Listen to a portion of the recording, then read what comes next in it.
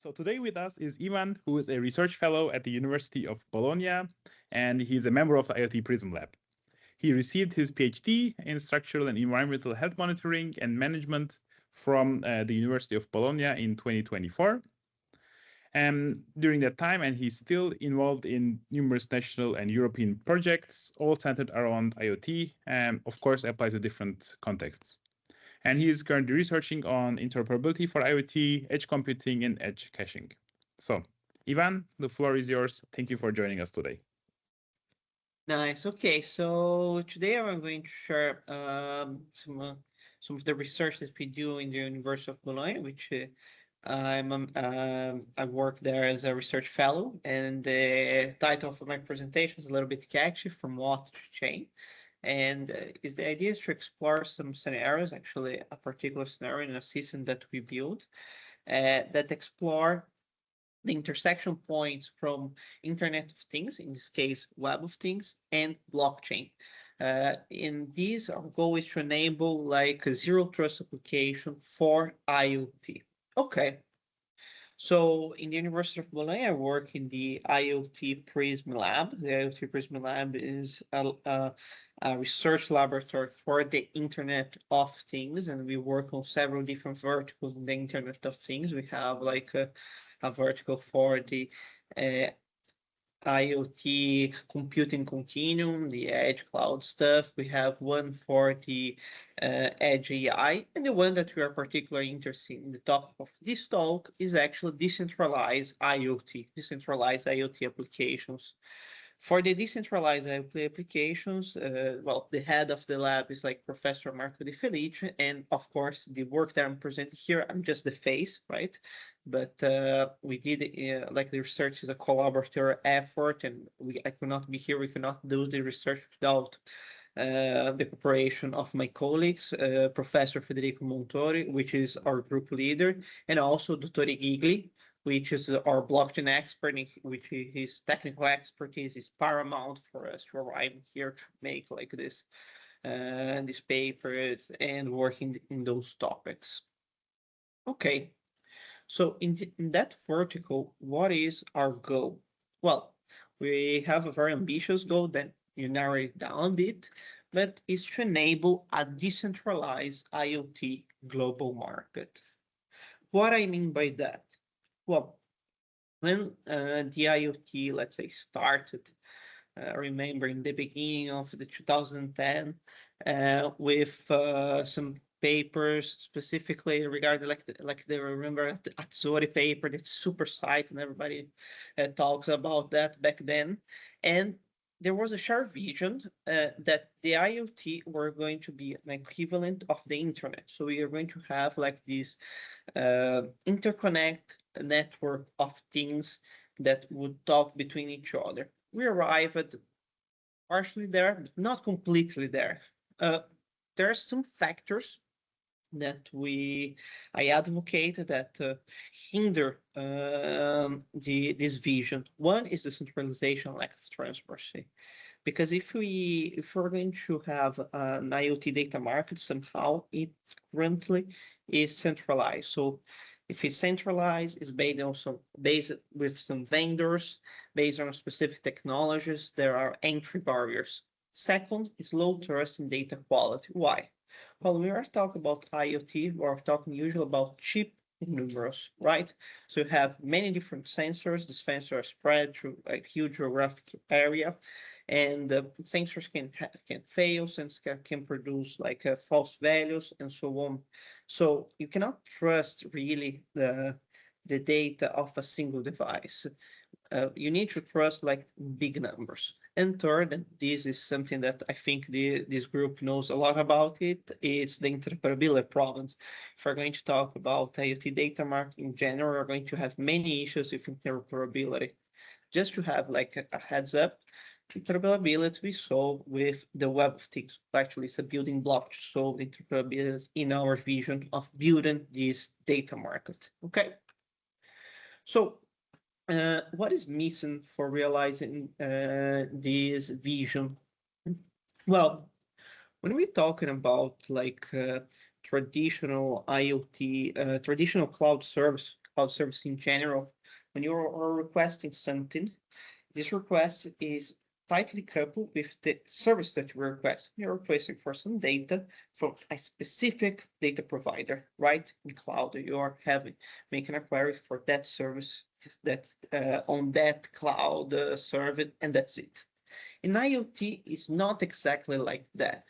Usually, consumers don't care too much about who is given their data. They want a specific data point, and it needs to be geolocalized somehow. Like, okay, I want to know what is the temperature in the city of Bologna right now. So it's a geolocation and a specific data point. I don't care who is providing the data, the specific device.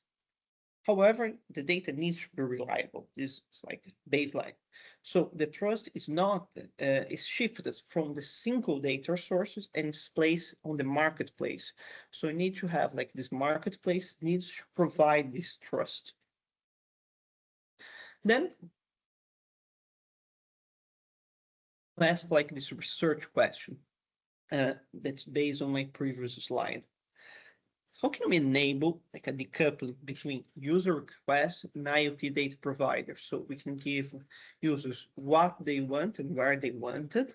However, without specifying the specifically IoT data providers. We build our solution on two main technology building blocks. The first, I think everybody here is familiarized, is the Web of Things, while the second is the blockchain. Well, why we adopted the Web of Things? Why Web of Things?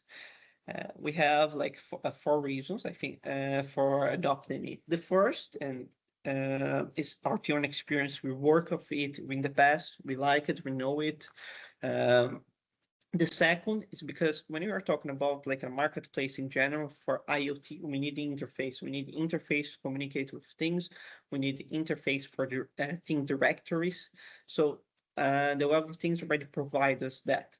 And the third and the fourth reasons are tightly connected, which is when you are adding like a device to an IoT marketplace, you need to describe this device somehow. So we need to have semantic description. And if you have like a device, you need to find this device somehow. So the discover capabilities. Specifically, we leverage the discover and thing description specifications. So the discover to say, okay, we can do like some JSON path queries to find specific thing descriptions that are the sensors that we want. And then we utilize the TD's structure to consume this data and read the sensor values.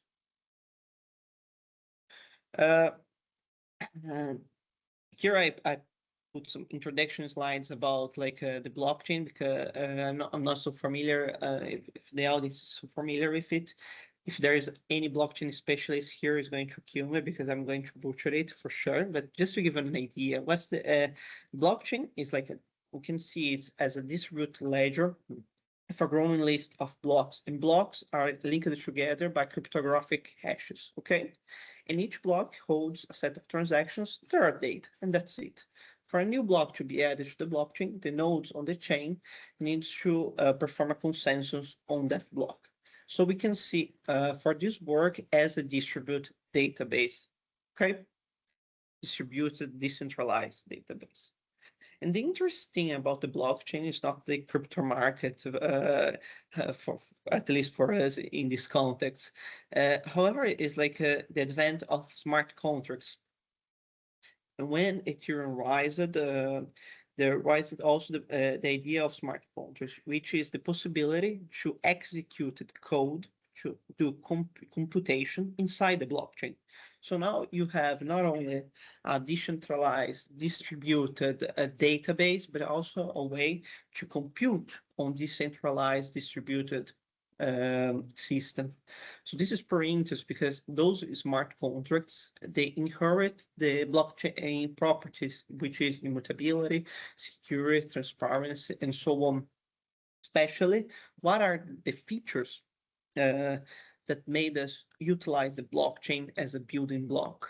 So The first one is the decentralized. The blockchain is completely decentralized and it doesn't depend on anyone. No central authority can control it.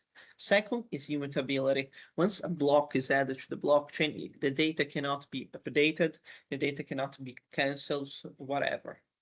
The third is transparency. All the data that is in the blockchain, all the transactions can be read by everyone, and the logs of the computation made is also fully auditable.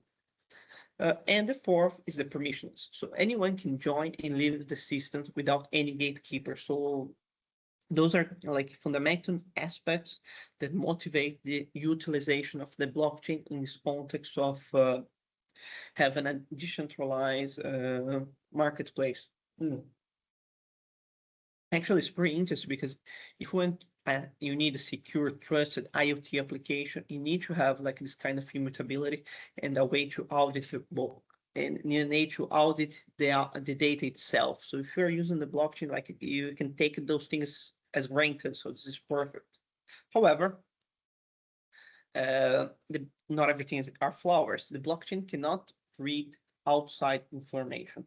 So those smart contracts can do computation only on data that's already in the blockchain itself, because they need to do like the deterministic code execution. To solve this problem, there are data oracles. Data oracles are applications that work as a bridge from the outside world and the blockchain. So in this case of IoT, an oracle, the smart contract cannot read a sensor to execute a given computation. However, an oracle can go read the sensor and write this data on the blockchain, and then the smart contract can read it and compute it. So those are, this is a very important piece of the puzzle here. And the Oracle is completely an off-chain application as a web server. It can work as a web server as everything else. It doesn't have any particular feature. Okay.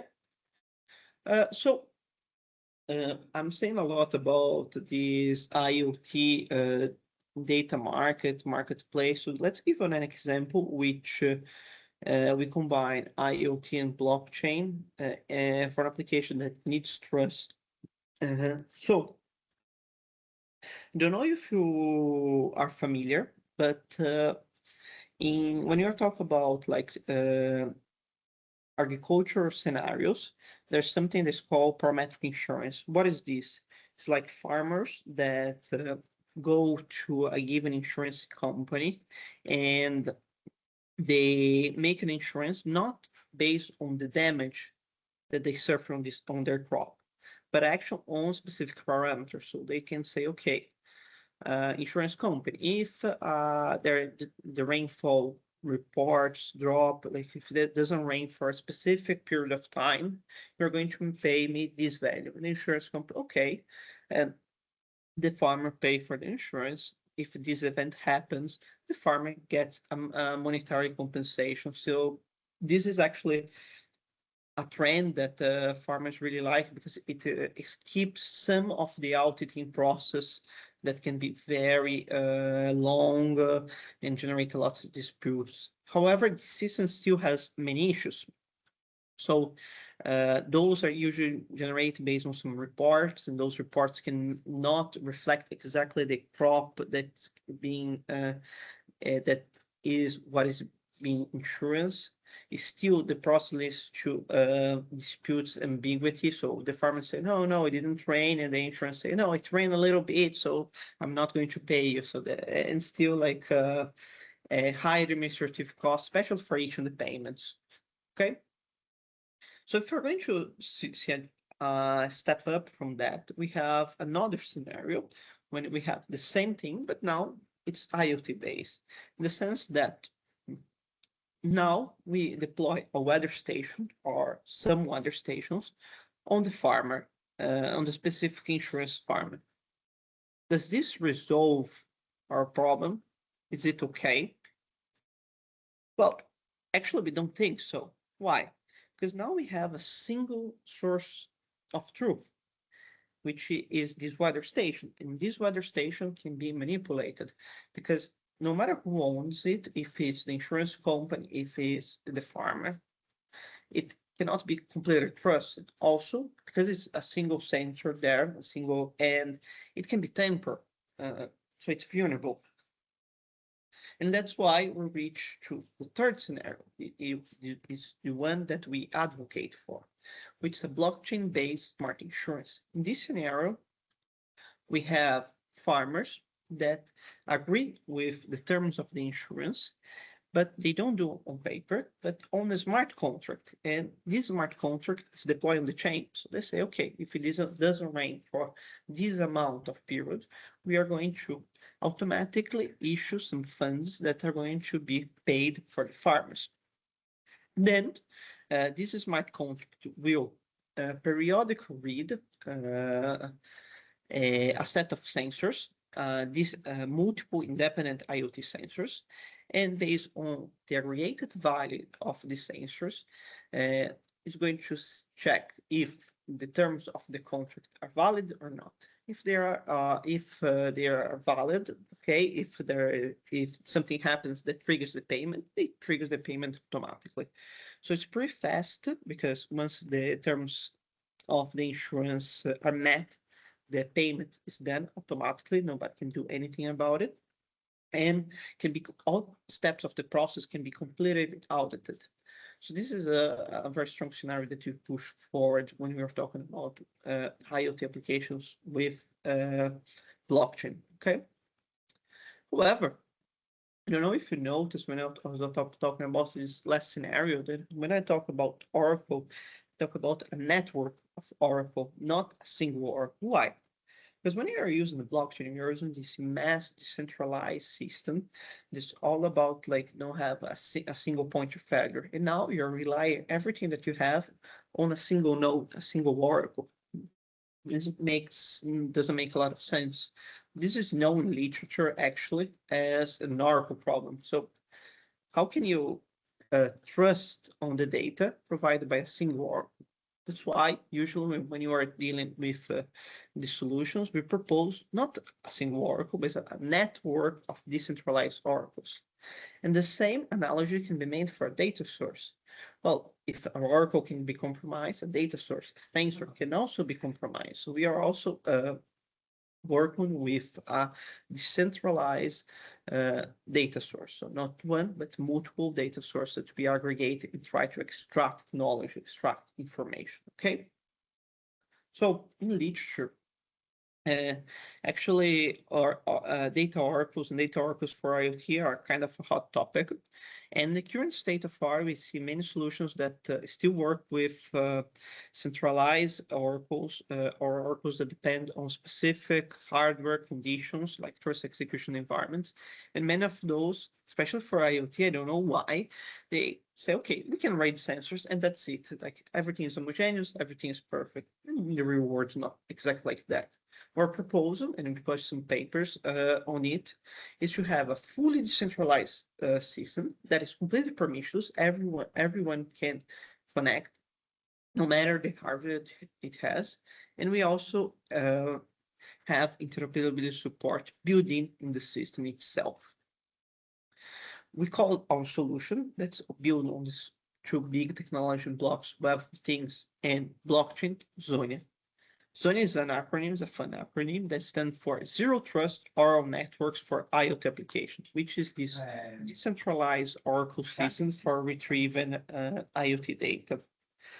Well, our application, ZONIA, has some very interesting features. So it's a public and permissionless system in the sense that you or anyone can join and participate in the system by adding like a data source, by being an Oracle and contribute to the network of Oracle, or being an indexer. That's it. That's aggregating and as being a repository, a directory for things. Okay. We have advanced request systems, which means that users can specify what they want and where they want. So semantic and geospatial data. the node selection in the system, every time the user makes a request, nodes are selected randomly based also on the weighted reputation. So it's random and fair way of selection nodes.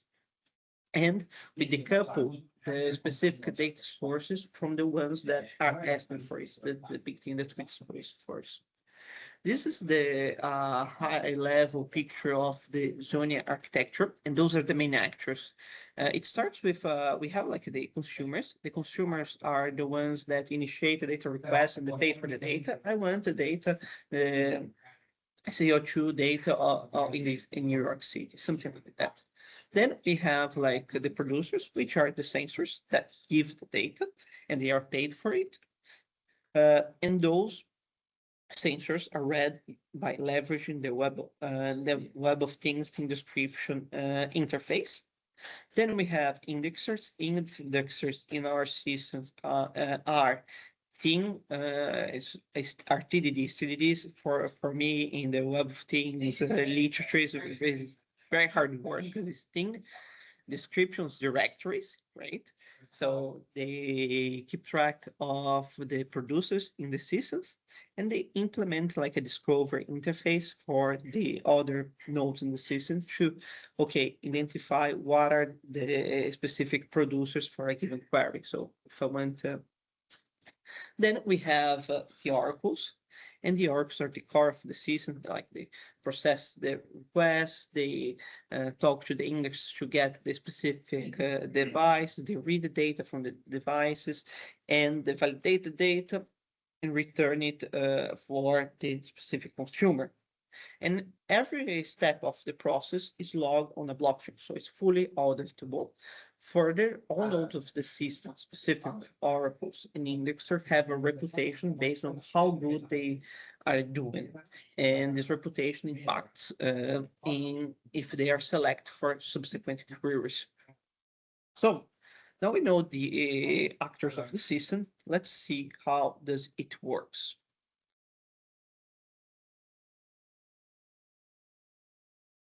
Here we have like a step-by-step example of the request resolution flow. So the resolution of a single request. In this case, the example is, which is the CO2 level in the New York City. So a consumer makes this query on the blockchain.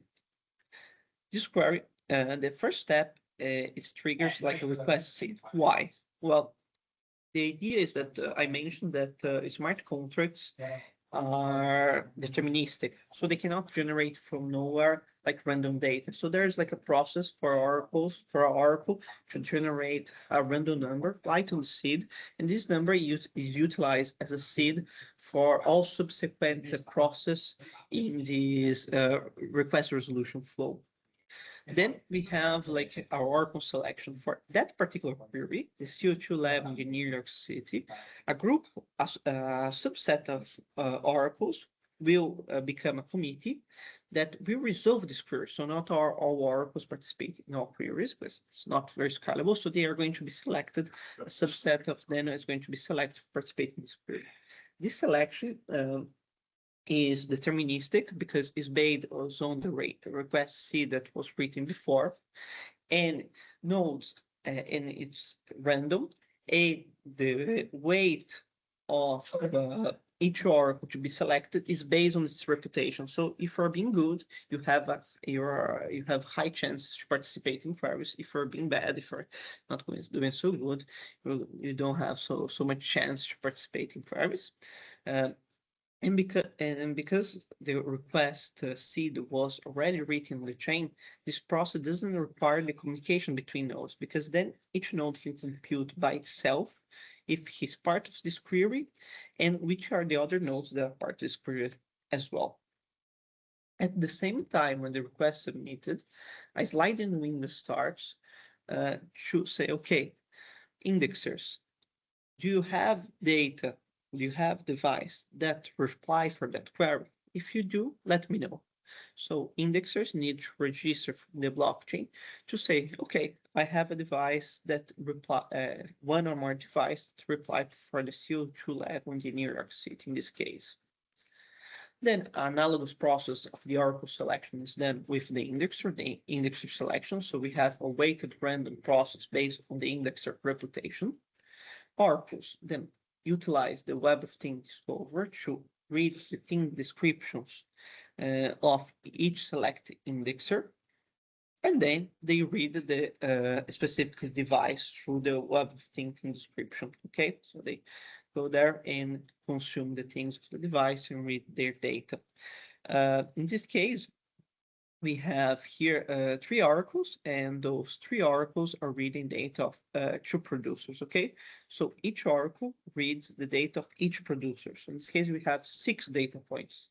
Those data points are then written in the chain, and truth discover algorithm is executed to understand, okay, based on the metric of it's usually a metric of distance. So based on the 6 points, which is the inferred truth. Okay, so based on that, we extract a single value that is the truth, and then we write this truth on the chain, which is then returned for the consumer. Okay, so once that's done, there's a reputation update, and each node that participates in the query, so mainly oracles and indexers, get amount of tokens based on its participation, which is a monetary reward. So the reputation update that happens, it's done every time that a request is made, and each oracle and indexer in the system is based on how they are fast or slow, consistent, and accuracy on the data provided. And if you have high reputation, you have a prioritization in selection, okay? And if your reputation drops below a certain threshold, you're banned from the system, so you need to do a good job. Okay, already mention a little bit how we utilize Web of Things in this project, how we utilize Web of Things in ZONIA. Let's dive a little bit deeper into it, because I think it's the interesting of this group, right? So the main aspect of ZONIA that we explore with the Web of Things is actually the indexer. So it's the TDD. And our TDD does 2 different, most different things that usually is not done inside the Web of Things, the W3C, which of course is related to ZONIA operations. First is the blockchain registration. So the indexer needs to register themselves the blockchain. Second, they need to have some modifications to participate in that query resolution flow that I just mentioned, okay? So the features that basically we utilize is like the indexer, they still index web things, they index TDs. We base a lot on the Zion JSON path discovery. Zion is open source TDD. And also we implement like some very simple geospatial query, and we integrate a blockchain wallet address in the indexer. So when the indexer registers in the system, so the string directory, the indexer needs to stake amount of ZONIA tokens, which is money in the end, for be eligible for registration. Why is that? This is like a standard blockchain practice, because you need to stake something, because if you misbehave and get banned, you lost something. Okay, it's not for free. So this is a very standard practice. Also, when the indexer register, it registers a deed that it points for its wallet address. So the blockchain wallet address you get paid, and an API endpoint for the oracles to make queries. Next, like the how the indexer participate in the query resolution flow. So first, the request submission is a user saying, okay, I want this data point in specific geographic area. When this occurs, all indexer register in the system receive an event for the request. They then do like a lookup if they have specifically defined specific TDs that match this that request, and if they have, they cache those TDs in memory with a mapping for the request ID that generated the event, okay? So they have like there in cache this amount of TDs that reply for that query. If they have a sensor that reply to the query, they also need to apply to the request. For doing that, they need to call a smart contract function, which makes a transaction in the blockchain. And if they are selected for the query, because there's like this weighted random reputation selection, each oracle will in the query will call the API of the indexer saying, okay, I want the TDs of query 81, okay? And then the indexer needs to reply with the given thing descriptions for those for that specific query. It's important to reply always with the same set of indexer. So this is paramount. This basically finished the cycle of the indexer on the query resolution flow.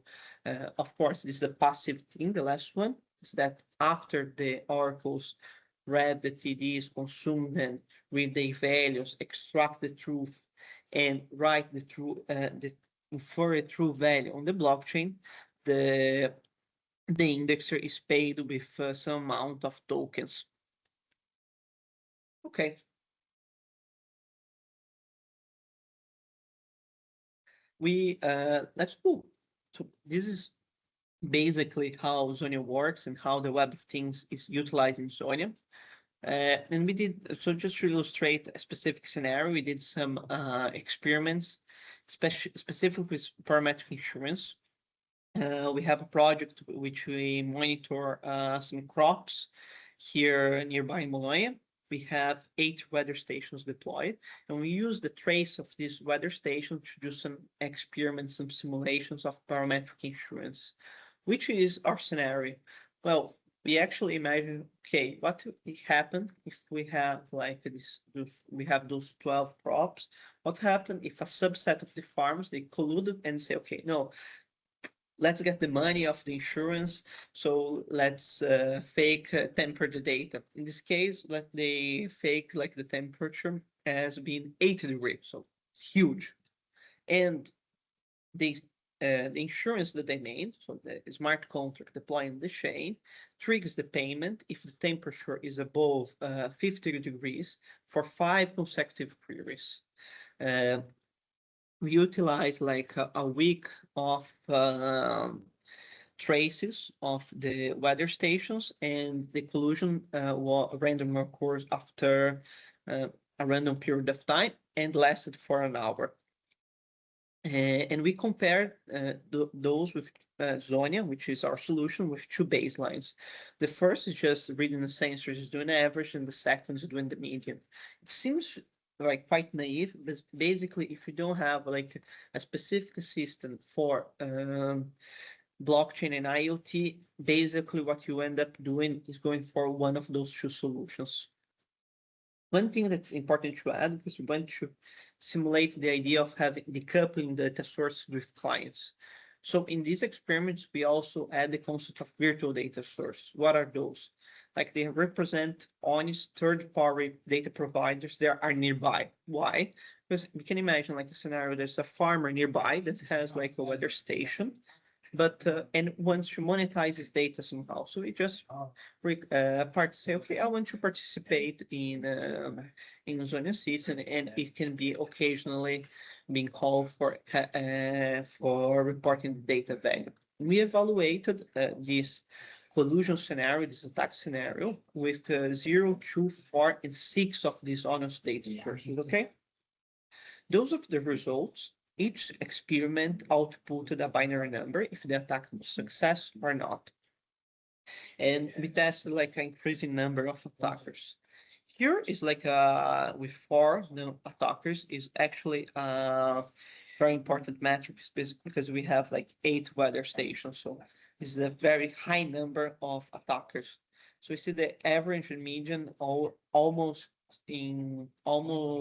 more than half of the times issue like a susceptible for attack, while ZONIA is much less. ZONIA even with 0 other sources. And it's interesting if we further increase the number of trackers, if we have like opportunistically honest data sources nearby, we can further reduce the success of these attacks, of this collusion. So there also are really nice results for us. And this is just to showcase a little bit an experiment in the reputation dynamics. So in the right-hand side, we have the temperature of the weather station, while in the left-hand side, we have the reputation. On the top, the normal scenario, on the bottom, the attack scenario. We can see that even a normal scenario, because IoT is susceptible to many different things, we have some drops in reputation, because some sensors, like some weather stations, failed somehow because they could not communicate. They issued, like, they have loss in reputation, and they're momentary, not prioritized by the system, so they are very less. However, we see here that when the data source collude and report like a fake temperature, is almost immediately that the reputation drops a lot, and they are deprioritized from the system and basically not participate in the query solution. It can be even banned. So just to finalize, we also tested the ZONIA performance itself just to see if it scales. I'm not going to give many details, but if you're interested, you can ask me. We varied the number of oracles involved in the request, varied the number of index involved in the request, and the number of requests per second. Deployed actually the system on blockchain to check what is the performance, and it actually scales. Scales well. So even we just said degradation when we have 106 requests per second, which is a lot for a system like ZONIA. And the second evaluation is always a question that's being asked when I talk about IoT and blockchain. You say, okay, but how much it costs, right? Because blockchain is not free, you need to pay. So those are like the transaction costs for ZONIA, of a single query in ZONIA for a very number of KO, it's oracles in a committee, and KE is indexers in the committee, right? So we have 3 blockchains, Polygon, Avalanche, and Binance. There are chains that are blockchains that are highly used. And we see, of course, it costs a little bit of money, but we see especially for Polygon, if we use like 5 oracles and 5 indexers, it's 3 cents. And in the worst case, it's like 8 cents. So, okay, it costs money, but if you want to like trust IoT applications, we think that's a reasonable value. Lastly, for share some future works, I talk a little bit about the parametric insurance scenario, but of course, this is a proof of concept, and the real deploy is way more challenged. There's many open challenges when you're talking about this specific use case, and I actually get a very nice feedback from the farms itself. They seem interesting, but they're a little bit afraid about the IoT devices. But there's many research questions, like if is the crop and climate depending on the parametric parameters that we choose? We need to have a minimum number of devices and owners of those devices. And there's also like domain-specific questions about the soil, agriculture, and so on. We are currently expanding this area, preparing to submit a European project about it, and we are always open to collaborations. Okay, thank you for hearing me. I hope I was clear enough, and I'm very glad to answer questions if there are.